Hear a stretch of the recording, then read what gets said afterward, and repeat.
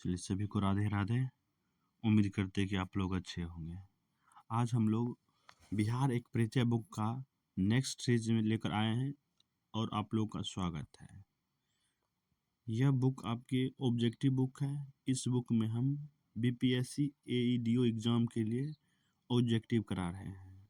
चलिए आज का जो आपका टॉपिक है, हम लोग मिथिला के कर्नाट वंश से संबंधित प्रश्नों को करेंगे। अगर अभी तक हमारे चैनल को सब्सक्राइब नहीं किए हैं तो कृपया सब्सक्राइब कर लीजिए। चलिए शुरू करते हैं। पहला प्रश्न आपका है, मिथिला के कर्नाट वंश के बारे में जानकारी मिलता है। तो मिथिला के कर्नाट वंश के बारे में जानकारी कहाँ से मिलता है? तो पहला ऑप्शन आपका है दरभंगा जिला के भीत भगवानपुर से प्राप्त मालदेव के लेख से। बी नंबर ऑप्शन है आपका सिमराव से प्राप्त पाषाण लेख से। तीसरा आपका है उधरा दाढ़ी दरभंगा से प्राप्त श्रीधर दास महामांडलिक के शिलालेख से। और चौथा ऑप्शन है उपरोक्त में से सभी। तो सही आंसर आपका हो जाएगा उपरोक्त में से सभी। सभी के सभी ऑप्शन क्या है? सही है। ऑप्शन ए भी सही है, बी भी सही है, सी भी सही है। यानी इस तरह से आंसर क्या हो जाएगा? उपरोक्त सभी, सभी ऑप्शन सही हैं। इन तीन ए बी सी तीनों जगह से क्या हुआ? प्राप्त हुआ। मिथिला के कर्नाट वंश के बारे में जानकारी प्राप्त हुआ है। इसका एक्सप्लेनेशन इसको हम लोग देख लेते हैं। मालदेव के भीत भगवानपुर दरभंगा के अभिलेख में ओम श्री माल्यदेवस्य उत्कीर्ण है। ओम श्री माल्यदेवस्य उत्कीर्ण है। चलते प्रश्न नंबर 2 पे। मिथिला या तिरहुत के कर्नाट राज्य का उदय 1097 से 1098 में किसके शासन काल में हुआ था? तो सही आंसर आपका हो जाएगा रामपाल के समय में हुआ था। रामपाल। इसका एक्सप्लेनेशन दे रहा है आपको। मिथिला के कर्नाट दक्षिण भारत का राजवंश थे। मिथिला के जो कर्नाट थे दक्षिण भारत के राजवंश थे। चलते प्रश्न नंबर 3 पे। मिथिला या तिरहुत के कर्नाट राज्य का संस्थापक कौन था? कर्नाट राजवंश का संस्थापक नान्यदेव को माना जाता है। नान्यदेव। इसका एक्सप्लेनेशन दे रहा है। उत्तर बिहार के तिरभुक्ति या मिथिला का उत्तर बिहार को क्या कहा जाता है? तिरभुक्ति या मिथिला कहा जाता है। यानी गंगा नदी के इस पार उत्तर में जो इलाका है उसको हम लोग बोलते हैं मिथिलांचल। यानी हम जिस जिला से, बेगूसराय जिला से, तो बेगूसराय जिला भी मिथिलांचल का ही हिस्सा कहलाता है। चलते हैं नेक्स्ट प्रश्न पे आपको लेके 4 नंबर पे।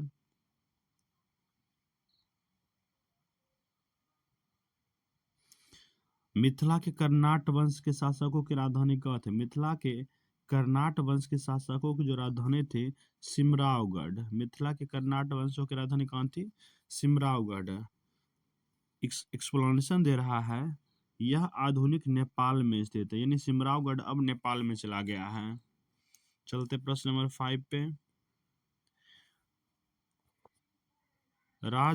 राजनीति रत्नाकर का रचयिता चंद्रेश्वर ठाकुर किस कर्नाट वंश के शासक के मंत्री थे? रणनीतिकार जो रत्नाकर का रचयिता है चंद्रशेखर ठाकुर चंद्रेश्वर, किस कर्नाट शासक के मंत्री थे? सही आंसर हो जाएगा हरि सिंह देव। ऑप्शन हो जाएगा आपका हरि सिंह देव के मंत्री थे। Option A. इस तरह से ऑप्शन हो गया आपका 5 का आंसर ए। चलते एक एक्सप्लेनेशन देखते हैं। बोल रहा है हरि सिंह देव के समय नेपाल पर आक्रमण हुआ था। हरिदेव से समय क्या होता है? नेपाल पर आक्रमण हुआ था। चलते प्रश्न नंबर 6 पे।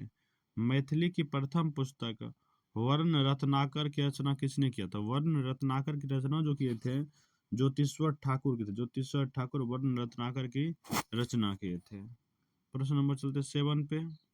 बिहार के कर्नाट वंश से संबंधित कथनों का चयन कीजिए। तो पहला कथन आपका है मिथिला में कर्नाट वंश का स्थापना 1097 ईस्वी में हुआ। और स्टेटमेंट 2 है कर्नाट शासक नानदेव ने भारत नाट्य शास्त्र पर टीका लिखते हुए अपने महासामंत अधिपति मिथिलेश्वर और नृपमल कहता है। और थर्ड स्टेटमेंट आपका है नरसिंह देव के शासनकाल में 1202 ईस्वी में मोहम्मद बख्तियार खिलजी तिरहुत होते हुए लखनऊ गया और ऑप्शन 4 बोल रहा है, ऑप्शन स्टेटमेंट 4, कर्नाट वंश का शासन काल राजनीतिक और सांस्कृतिक दृष्टिकोण से मिथिला के इतिहास में स्वर्ण युग कहा जाता है। तो इसमें से कौन सा ऑप्शन सही आपको बतलाना है। 1 2 3 4 सभी सही है, केवल 1 2 और 3 सही है। सी ऑप्शन बोला केवल 1 और 2 सही है, और चौथा ऑप्शन आपका है 1 2 और 4 सही है। तो आपको बतलाने में से कौन सा सही है। तो इस तरह से सही आंसर आपका हो जाएगा, चारों ऑप्शन क्या है, सही है। 1 भी सही है, 2 भी सही है, 3 भी सही है, 4 भी सही है। इस तरीके से ऑप्शन आपका हो गया ए, चारों के चारों ऑप्शन सही है। चलते प्रश्न नंबर 8 पे। कृत चिंतामणि और विवाद रत्नाकर के रचयिता कौन है। कृत चिंतामणि और विवाद रत्नाकर के रचनाकार जो हैं चंद्रेश्वर हैं, चंद्रेश्वर, आपको ध्यान रखना चंद्रेश्वर हैं। इसका एक्सप्लेनेशन देखते हैं हम लोग। चंद्रेश्वर या धीरेश्वर ठाकुर के पुत्र, चंद्रेश्वर जो थे धीरेश्वर ठाकुर जी के पुत्र थे। चलते प्रश्न नंबर 6 पे। छांदोग्य दशप 10 पद्धति पुस्तक के लेखक कौन। छंदोग्योप 10 पद्धति की पुस्तक के लेखक कौन। सही आंसर हो जाएगा वीरेश्वर है, वीरेश्वर। प्रश्न नंबर चलते 10 नंबर पे। किसे महावार्तिक नय नैबंधिक के नाम से भी जाना जाता है। किसे महावार्तिक और नैबंधिक के नाम से भी जाना जाता है। तो सही आंसर हो जाएगा धीरेश्वर ठाकुर को जाना जाता है। चलते प्रश्न नंबर 11 पे।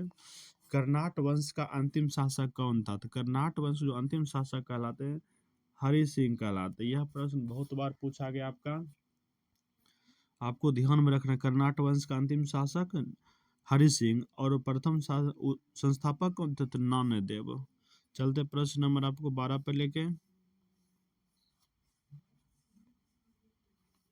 कर्नाट वंश का पूर्णतः अंत हुआ था। कर्नाट वंश का जब पूर्णतः अंत हुआ था 1378 ईस्वी में, 1378 ईस्वी। चलते प्रश्न नंबर 12 पे, 13 पे हम लोग पहुंचे हैं।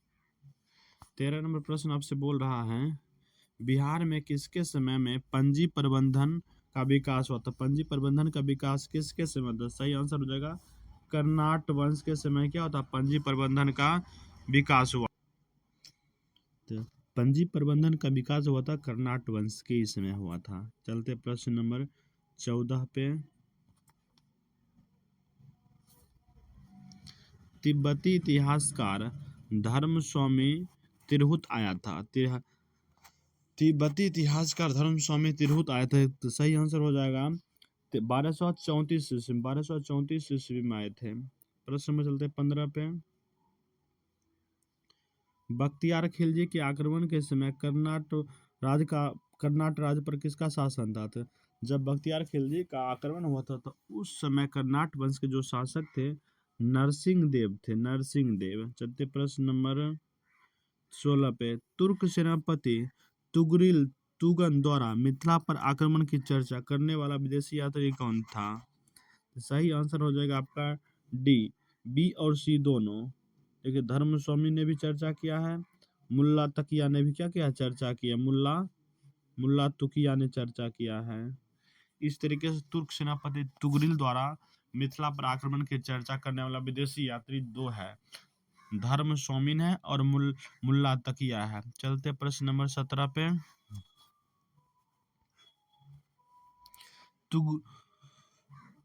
तुगरिल तुगन के अभियान के समय कर्नाट राज्य का शासक था। तो तुगरिल तुरक जब आक्रमण किया था उस समय कर्नाट वंश शासक कौन था। तो सही आंसर हो जाएगा ऑप्शन बी, राम सिंह देव थे, राम सिंह देव थे। चलते प्रश्न नंबर 18 पे। कर्नाट शासकों में कौन एक महान समाज सुधारक था। कर्नाट शासकों में जो महान समाज सुधारक थे हरि सिंह देव को माना जाता, हरि सिंह देव को। चलते प्रश्न नंबर 19 पे। पंजी प्रबंधन मिथिला क्षेत्र में किसके शासन काल में मुख्य रूप से विकसित हुआ था। पंजी प्रबंधन जो शुरू था मिथिला के क्षेत्र में वह शुरू हुआ था हरि सिंह देव के समय हुआ था। पंजीन प्रबंधन किया गया था। इसका एक्सप्लेनेशन दे रहा है, पंजी प्रबंधन मैथिली ब्राह्मणों और मैथिली कायस्थ समुदायों को लिखित वंशावली को कहते हैं। 1326 ईस्वी में हरि सिंह देव द्वारा इसे लिपिबद्ध और संग्रहित किया गया। इसके लिए उन्होंने रघुनंदन राय नामक एक ब्राह्मण को गांव भेजा था। चलते प्रश्न नंबर अब आपको लेके हम 20 पे। किस कर्नाट शासक की मृत्यु के बाद मिथिला राज्य दो भागों में विभाजन हो गया था? सही आंसर हो जाएगा नंददेव का जैसे ही मृत्यु हुआ तो मिथिला क्षेत्र दो भागों में विभक्त हो गया था। चलते प्रश्न नंबर 21 पे।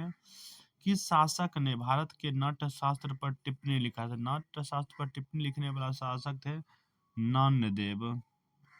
आपको लिखना है नंददेव। चलते प्रश्न नंबर 22 पे।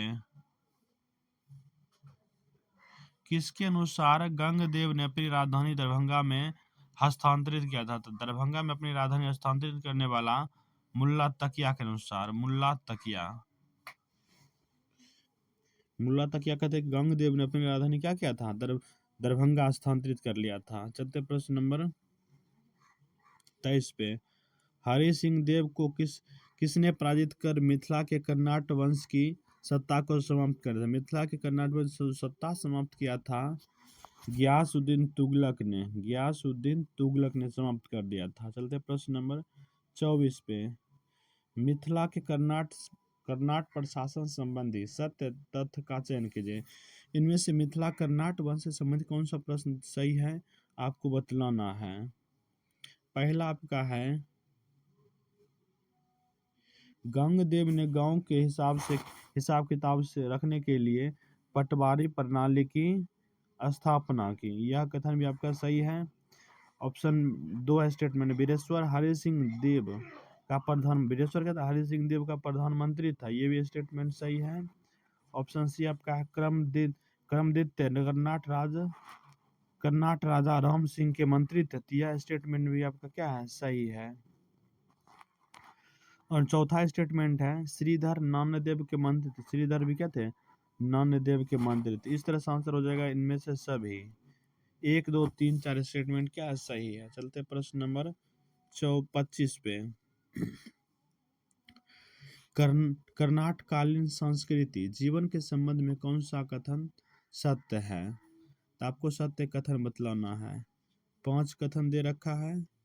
पहला कथन आपका है कर्नाट काल में मैथिली भाषा का विकास हुआ। यह कथन बिल्कुल ही सही है।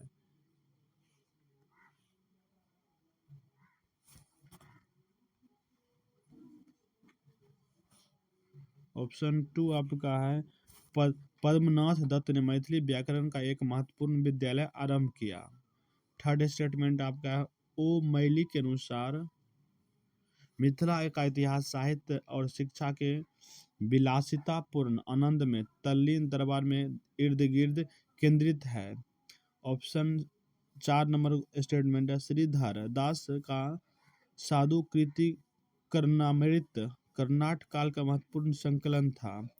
और 5वां आपका है ज्योतिश्वर की रचना राजनीतिक रत्नाकर में राज षष्ठ नीति का वर्णन किया गया है। तो सही देखिए कौन में से कौन सा आपको बतलाना है। इसमें से 1 2 3 4 सही है। 5 नंबर बिल्कुल ही गलत है। 5 नंबर बिल्कुल ही, तो ऑप्शन हो जाएगा बी। ऑप्शन आपका हो जाएगा सही आंसर बी हो जाएगा। ये सिर्फ गलत है, ठीक ना। बाकी बात सभी स्टेटमेंट सही है। अब आपका आ जाता है मध्यकालीन बिहार। तो मध्यकालीन बिहार में हम लोग अध्ययन का स्रोत पहले पढ़ेंगे, देखेंगे इसको मध्यकालीन बिहार को पढ़ने का अध्ययन का स्रोत क्या है। तो पहला आपका ऑप्शन है प्रश्न है बख्तियार खिलजी के पूर्व बिहार में मुस्लिम हमलावरों और इस्लाम धर्म प्रचारक का आगमन की जानकारी मिलता है। तो ऑप्शन नंबर ए है 1124 ईस्वी के मनेर से प्राप्त ताम्रपत्र से। ऑप्शन बी आपका है तिब्बती विद्वान तारानाथ की रचना से। ऑप्शन सी आपका ए और बी दोनों से। ऑप्शन डी आपका है इनमें से कोई नहीं। सही आंसर हम लोग देखते हैं ऑप्शन सी हो जाएगा। ऑप्शन सी यानी 1124 ईस्वी में 1124 मनेर ताम्रपत्र से मिलता है और तिब्बत विद्वान तारानाथ ने भी लिखा है। चलते प्रश्न नंबर 2 पे। उससे पहले हम लोग देखेंगे कुछ जानकारी दिया हुआ है। मनेर या मनियारी ताम्रपत्र के अनुसार कन्नौज के गढ़वाल राजा गोविंद चंद्र ने मनेर परगना के एक ब्राह्मण को नियमित रूप से तुरुष दंड या तुर्कों के लिए कर वसूली का आदेश दिया था। तारकनाथ की कृतियों से बख्तियार खिलजी के पहले कुछ समाधियों पर उत्कीर्ण इस वंदना तथा मुस्लिम आवासियों की चर्चा मिलती है। परंपरा भी बिहार में प्रारंभिक मुस्लिम बस्तियों होने की पुष्टि करता है। एक मुस्लिम एवं मोमिन आरिफ मनेर के समीप बस गया था। चलते प्रश्न नंबर 2 पे। मध्यकालीन बिहार के इतिहास की जानकारी का साहित्यिक स्रोत में सत्य कथन आपको बताना। साहित्यिक कथन का कौन सा सही है? तो ऑप्शन देखिए 5 स्टेटमेंट दे रखा आपको। पहला है तबकात नाचरी और रियाज उस सलातीन से बख्तियार खिलजी के प्रशासनिक प्रबंध की जानकारी मिलती है। स्टेटमेंट 2 आपका मिन्हास उस सिराज की पुस्तक तबकात नाचरी शेख कबीर की पुस्तक अफसाना ए शासन से मध्यकालीन बिहार के बारे में जानकारी मिलता है। स्टेटमेंट आपका थर्ड है अबुल फजल के का अकबरनामा और बाबर की तुजुक ए बाबरी से भी बिहार के इतिहास की जानकारी मिलती है। ऑप्शन 4 है स्टेटमेंट है पाणिनि के अष्टाध्यायी तथा जियाउद्दीन बर्नी के तारीख फिरोज शाही से मध्यकालीन बिहार की जानकारी मिलती है। और स्टेटमेंट 5 आपका है तारीख शेरशाह के प्रशासन इतिहास जानने के सर्वाधिक महत्वपूर्ण स्रोत है। तो सही आंसर हो जाएगा ऑप्शन डी। सभी स्टेटमेंट क्या है? सही है। सभी स्टेटमेंट सही है। 1 भी सही है, 2 भी सही है, 3 भी सही है, 4 भी सही है, 5 भी सही है। सभी क्या है? और सबसे बड़ी बात है इसमें क्या है कि अधिकांश पुस्तक का जिक्र किया गया है। चलते प्रश्न नंबर 3 पे। 16वीं सदी में किसने बतलाया कि बख्तियार खिलजी ने तिरहुत पर आक्रमण कर वहां की कर्नाट वंश के शासक को अपना बनवाया और बाद में वह बंगाल चला गया? तो सही आंसर हो जाएगा आपका मुल्ला तकिया का ने बतलाया है। चलते प्रश्न नंबर 4 पे। बिहार में किस तुर्क राजवंश से अभिलेख प्राप्त हुआ है? तो सही आंसर हो जाएगा तुगलक वंश के। बिहार में किस तुर्क राजवंश से अभिलेख प्राप्त हुआ था? सही आंसर तुगलक वंश। प्रश्न नंबर 5 पे चलते हैं। बिहार के किस क्षेत्र में के संबंध में वसातीनुल उन्स एक मूल्यवान स्रोत है? सही आंसर आपका हो जाएगा तिरहुत के क्षेत्र से। चलते प्रश्न नंबर 6 पे। मुगल काल में बिहार आने वाला प्रथम विदेशी यात्री था। मुगल काल में बिहार आने वाला प्रथम विदेशी यात्री था मुल्ला तकिया। यह प्रश्न आपको ध्यान रखना, यह प्रश्न पूछा जाता है कि मुगल काल में बिहार आने वाला प्रथम विदेशी कौन था? सही आंसर हो जाएगा मुल्ला तकिया। चलते प्रश्न नंबर 7 पे। बिहार बहारिस्ताने गैबी की रचना किसने किया? बहारिस्ताने गैबी की रचना किसने किया? सही आंसर हो जाएगा ऑप्शन बी मिर्जा नाथन ने किया है। मिर्जा नाथन ने। नेक्स्ट चलते प्रश्न पे। 8 नंबर आपका मीरतुल अहवाल की रचना किसने की? मीरतुल अहवाल की रचना किसने किया? सही आंसर हो जाएगा मुल्ला बहबानी ने किया था। मुल्ला बहबानी ने किया। मुल्ला बहबानी ने। आपको ध्यान रखना मिरातुल अहवाल की रचना मुल्ला बहबानी ने किया है। चलते प्रश्न नंबर 9 पे। मध्यकालीन मिथिला के इतिहास के स्रोत में निम्न महत्वपूर्ण है। तो महत्वपूर्ण मध्यकालीन मिथिला के इतिहास स्रोत में जो महत्वपूर्ण बातें हैं कृति पताका भी है, कृति लता भी है, वर्ण रत्नाकर भी। तीनों पुस्तकें महत्वपूर्ण है। चलते प्रश्न 10 पे। बिहार से प्राप्त पहला द्विभाषी अभिलेख किस मध्यकालीन शासक से संबंधित है? सही आंसर हो जाएगा शेरशाह से संबंधित है। प्रश्न नंबर चलते 11 पे। वह पहला मुगल शासक कौन था जिसके अभिलेख बिहार में मिले हैं? सही आंसर हो जाएगा अकबर के अभिलेख क्या मिले? बिहार से। अकबर के अभिलेख बिहार से मिले हैं। प्रश्न नंबर 12 पे चलते हैं। सियर उल मुताखरीन की रचना किसने किया? सियर उल मुताखरीन की रचना जो किए हैं गुलाम हुसैन तबताई ने किया है। तबताई ने किया था, सॉरी। चलते प्रश्न नंबर 12 पे। मध्यकालीन बिहार से संबंधित स्रोतों को सही मिलान करना आपको। तो इसका सब लोग मिलान देखते हैं। ए का ए हो जाएगा,